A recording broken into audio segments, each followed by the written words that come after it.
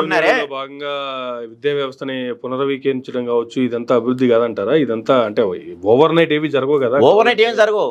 ఇప్పుడు ఏ మనిషి అయినా సరే కష్టపడేది. టుడే ఈ రోజు హైదరాబాద్ ని ఇంత అభివృద్ధి పదంలో చూస్తున్నామంటే కూడా దాదాపుగా 40 సంవత్సరాల కష్టం, 40 సంవత్సరాల శ్రమ.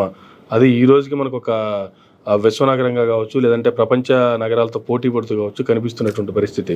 అలాగే ఏదైనా ఓవర్ నైట్ ఏ అభివృద్ధి జరగాలన్నా, ఏది కావాలన్నా ఓవర్ నైట్లు అవ్వదు కదా. ఒక ప్రభుత్వం ఒకసారి వచ్చినంత మాత్రాన 5 సంవత్సరాల్లో కూడా అద్భుతాలు ఏం జరిగిపోవు కదా. అయినప్పటికీ అనేక అద్భుతాలు చేసి చూపించారు జగన్మోహన్ రెడ్డి గారు. ఈవెన్ సచివాలయ వ్యవస్థ తీసుకురావడం కావచ్చు, నాడు నేడు ద్వారా విద్యా వ్యవస్థను బాగు చేయడం కావచ్చు, ప్రైవేటు నుంచి ప్రభుత్వ పాఠశాలకి విద్యార్థులను మళ్లించడం కావచ్చు, దీంట్లో సఫలీకృతం అయినట్టే కదా. కొంతవరకు అయినట్టే, నేను కాదంటలేదు.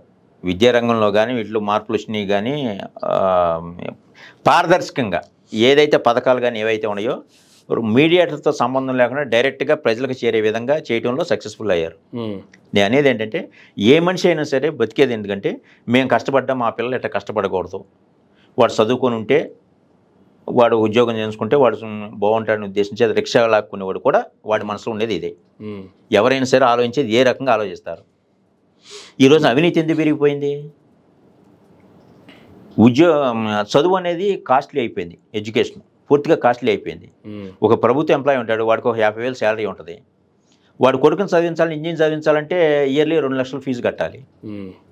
ఈ 2 లక్షల ఫీజు కట్టడం కోసం ఆ 50,000 వాడి బడ్జెట్లో వాడుకుంటే ఏదో హౌసింగ్ లోన్స్ అనో అవి అని ఇన్స్టాల్మెంట్స్ అని వాడి జీవన విధానం ట్రాన్స్పోర్ట్ గట్రా ఇవన్నీ సరిపోద్ది వాడికి. ఈ ఎక్స్ట్రా వీడికి కావాలంటే 10 లక్షలు చెల్లించాలి. ఇంజనీరింగ్ స్టూడెంట్కి 10 లక్షలు తక్కువ 10 లక్షలు పే చేయాలి. వీడి లంచం తీసుకోవాలి.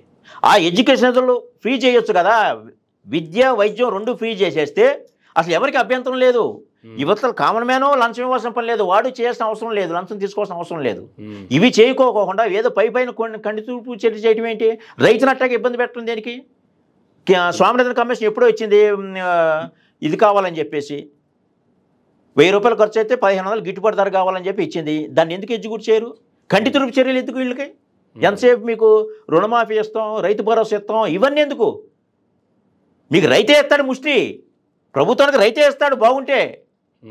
ఇవాళ వరద వస్తుందయ్యా తల బస్తా ధాన్యం ఉండండి కళ్ళు మూసుకొని ఇస్తాడు. ఆ విషయంలో రైతులు ముందులో ఉంటారు 100%. అది ఇవాళ పలానా ప్రాంతం కొట్టుకుపోయిందయ్యా, మీకు ఇంత రైతు గిట్టుబాటు ధర ఇచ్చాం, మన పక్క రైతులు నష్టపోయారు, ఒక తలకు 1000 రూపాయలు అంటే గ్యారంటీకి ఇస్తారు. ఎవరిని కూడా ఇచ్చేసిన వాళ్ళ రైతు దగ్గర అంత ఉదార భావం ఉంటుంది. మరి ఎందుకు చేయట్లేదు వీళ్ళు? గిట్టుబాటు ధర ఎందుకు రానివ్వకుండా చేస్తున్నారు? అందుకనే రైతు అనేవాడు మేము ఎట్లా కష్టపడతామే నాశనం అయిపోతున్నారు బాబు, మీకు ఈ వ్యవసాయం ఉద్యోగం చెప్పి బయట తోలేస్తున్నాడు రైతుని, పిల్లల్ని చదువుకొని లేదా సిటీ వచ్చేసేస్తున్నాడు. వాచ్మెన్లుగా ఇటుగా బతుకుతున్నాడు. కౌలు రైతులందరూ కూడా బయట బతకలేక, పండించిన పంటకి గిట్టుబాటు ధర లేక, పండించిన పంట వచ్చేదాకా నమ్మకాలు లేక బయటకు వచ్చి సిటీ వచ్చేసి వాచ్మెన్లుగా ఇటుగా బతుకుతున్నారు. జోదగాడి కంటే కూడా దౌర్భాగ్యమైన స్థితిలో ఉన్నాడు రైతు యొక్క పరిస్థితి. జోదగాడికి ఇవ్వాలి కదా రేపు ఆట కలుసుద్ది, రైతుకి అది కూడా లేదు. ఒకవేళ ఒక సంవత్సరం పంట పైన ఇంకో సంవత్సరం పండినా కూడా ఆ పంటకి ఆ సంవత్సరానికి కూలి కూడా గిట్టుబాటు కట్టలేదు. అందుకనే వ్యవసాయంలోకి ఎవరిని రానివ్వట్లేదు. ఈ యువతలు ఎవరు కూడా రాకపోవడానికి కారణం ఏంటంటే ఇదే కారణం. ప్రభుత్వం చూస్తా మోసం చేస్తుంది, ప్రభుత్వమే చేస్తుంది మొత్తం అంతా కూడా. ఇళ్ళలో రైతులు యూనిటీ లేదు, మనం ఏది చేసినా చెల్లుబాటు అవుతుందని చెప్పేసి ప్రభుత్వాలు చూస్తా కూర్చున్నంతకాలం ఇట్లాగే ఉంటుంది. ఎప్పుడో తిరుగుబాటు వస్తుంది, అప్పటి వరకు వేచి చూడాల్సింది. సో రాష్ట్రంలో ప్రతిపక్ష పార్టీకి పరిమితమైపోయినటువంటి 11 సీట్లకే పరిమితమైనటువంటి వైసీపీ పరిస్థితి ఏంటి? అసలు ప్రజల పక్షాన నిలబడే అవకాశం ఉందా? రకరకాల కామెంట్లు వస్తున్నాయి. జగన్మోహన్ రెడ్డి గారు అసెంబ్లీకి వెళ్ళారంట, జగన్మోహన్ రెడ్డి గారు ఎమ్మెల్యేగా రాజీనామా చేస్తారంట, కడప ఎంపీగా వైఎస్ అవినాష్ రెడ్డి గారు రాజీనామా చేసి ఆ ప్లేస్లో వైఎస్ జగన్మోహన్ రెడ్డి గారు మళ్ళీ పార్లమెంట్కి పోటీ చేస్తారంట, విజయమ్మ గారు వచ్చి పులివెందుల ఎమ్మెల్యేగా పోటీ చేస్తారంట. ఇటువంటి రకరకాల కామెంట్లు వస్తూ ఉన్న పరిస్థితుల్లో అసలు ప్రజల పక్షాన ప్రతిపక్ష పార్టీగా వైఎస్ఆర్సీపీ నిలబడే అవకాశం ఉందా లేదా? ఎప్పుడు పోరాడుతుంది? మీకున్న అవగాహన ఏంటంటే యాజ్ ఎ సోషల్ యాక్టివిస్ట్ ఏం చెప్తారు సార్? బీజేపీకి మొట్టమొదటిలో నుంచున్నప్పుడు ఎన్ని స్థానాలు వచ్చినాయండి? 2 స్థానాలు అవుట్ ఆఫ్ 540. అట్లాంటి 170 స్థానాలకి 11 స్థానాలు వచ్చేంత మాత్రాన నిరుత్సాహపడాల్సిన అవసరం అసలు లేదు. వాస్తవ పరిస్థితుల మీద ఎక్కడ అన్యాయం జరుగుతుంది అక్కడ ఒక రాజకీయ నాయకుడిగా ప్రతిపక్ష పార్టీగా మాట్లాడుతూ ముందుకెళ్తే ఇదే పడిపోయామని అనుకోకూడదు. గెలిపోవటం వల్ల సహజం. అది ఇప్పుడు ఇదొక గేము, పాలిటిక్స్ అనేది ఒక గేము, గెలిపోవడం వల్ల సహజం. అది ఓడిపోయాం కదా నిరుత్సాహపడటం కంటే కూడా దీన్ని ఇదే రకంగా ముందుకెళ్తే మనం గ్యారంటీగా విన్ అవుతారు. అట్లా కానీ ప్రజల పక్కన కనుక మాట్లాడుకోకుండా మౌనంగా ఉండి ఏదేదో కాముగా ఉంటే మాత్రం మళ్ళీ ఇబ్బంది. అట్లా ప్రజల తరపున మాట్లాడాలి. మీరు అన్నట్లు ప్రభుత్వానికి కూడా కాస్త టైం ఇద్దామన్న అలా ఇదిలో ఉన్నారా, లేదంటే టైం ఇవ్వాల్సిన అవసరం లేదు, జరుగుతున్న పరిస్థితి మీద ఇమీడియట్ గా బయట ఎప్పుడు తప్పు జరిగినా కానీ తప్పుని ఖండించాల్సింది ఏదైనా సరే. ప్రభుత్వానికి టైం ఇవ్వాలి పరిపాలన విధానంలో. ఇప్పుడు మొన్న వాళ్ళని పెన్షన్లు పంచారు, వాలంటీర్లు లేకుండా పంచారు. సో అలాంటి లేట్ అయితే అవుద్దాము, దానికి కూడా టైం ఇవ్వద్దాం. టైం ఇవ్వకుండా ఒకటేసారి చేయొద్దు, అది ప్రజల్లో తేల్చుకుంటారు ఏంటనేది. కానీ ఈ దౌర్జన్యాలు అయితే ఏవైతే ఉన్నాయో, ఈ గట్టిగా మాట్లాడే వాళ్ళని ఇళ్ళ మీద పడి దాడి చేయటమో, లేకపోతే మీడియా వాళ్ళు ఏదో ఆర్టికల్ రాశారని చెప్పి దక్షిణ కన్నడ వాళ్ళ మీదకి వెళ్ళి దాడి చేయటమో, ఇలాంటి ఏవైతే ఉన్నాయో అలాంటి విషయాలు గట్టిగా ఖండించాలి. జనరల్గా ఇటువంటి విషయాల గురించి మాట్లాడుకుంటే ఇంత దారుణమైనటువంటి పరిస్థితులు ఇంతకుముందు టీడీపీ అధికారులు ఉన్నప్పుడు కావచ్చు, వేరే పార్టీల అధికారులు ఉన్నప్పుడు కావచ్చు, ఇలాంటి పరిస్థితులు చూడలేదు. కానీ 2024 తర్వాత ఇలాంటి దారుణమైన పరిస్థితులు ఎందుకు కనిపిస్తున్నాయి అంటారు సార్? ఏ ప్రభుత్వం అయినా సరే ఇలాంటి దారుణాలకు ఒడిగడితే అది కరెక్ట్ కాదు. అది ఇప్పుడు సపోజ్ వైసీపీ కార్యకర్తలు అనుకోండి, తెలుగుదేశం కార్యకర్తలు మీ ప్రభుత్వంలో మీరు చేయలేకపోయింది మేము ఇది చేసి చూపిస్తామని చెప్పేసి టీడీపీ తరపు నుంచి ఆ కార్యకర్త వెళ్ళి అతనికి న్యాయం చేసి ఆ కార్యకర్తను కూడా తెలుగుదేశం వైపు తెచ్చుకునే విధంగా కలుపుకునే విధంగా ఉండాలి తప్పించి, వాతావరణం ఫ్రెండ్లీ వాతావరణం ఉండాలి తప్పించి వాడు వైసీపీ వాడరా మనల్ని అప్పుడు అన్నాడని చెప్పేసి వాడన్నాడని వీడన్నాడని వాడు కొట్టుకుంటూ వెళ్తే ఇక మిగిలేదే ఉండదు. ఇక రేపు వాడు ఇప్పుడు మీరు దాడి చేస్తే రేపు పొద్దున వాడు అధికారంలోకి వస్తే వాడు దాడి చేయడా? ఇవన్నీ దాడుల దాకా ఎందుకు? ఆ దాడులు చేస్తారన్నా కదా మీకు అధికారం ఇచ్చింది. మీరు కూడా అదే దాడి చేస్తే ఆటోమేటిక్గా మీ అధికారాన్ని కోల్పోతున్నట్టేగా మీరు సిగ్నల్ కదా.